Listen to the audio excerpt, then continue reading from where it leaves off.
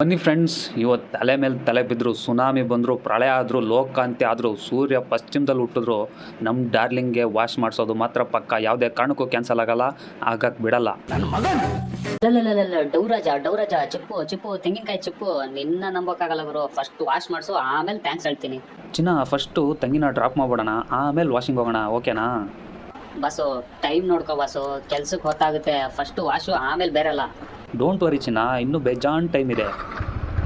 ಓ, ಇನ್ನೂ 2 hour time ಇದೆ. ಇಷ್ಟು ಬೇಗ ಹೋಗೋದು ಬೇಡ, ಒಂದು ಟೀ ಕುಡ್ಕೊಂಡು ಚಿಲ್ಲಾಗಿ ಹೋಗೋಣ.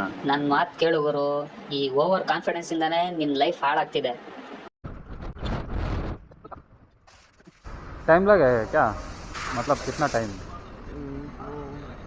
Approximately 45 minute.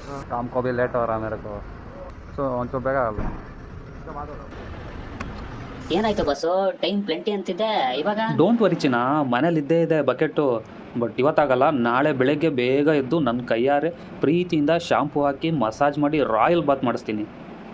ಹೌದು, ನಿನ್ನೆ ಜಿಮ್ ಹೋಗ್ತೀನಿ ಅಂದಿದ್ದೆ, ಮೊನ್ನೆ ಡಯಟ್ ಸ್ಟಾರ್ಟ್ ಮಾಡ್ತೀನಿ ಅಂದಿದ್ದೆ, ಈಗ ವಾಶ್ ಕತೆ ಶುರು ಆಯಿತು.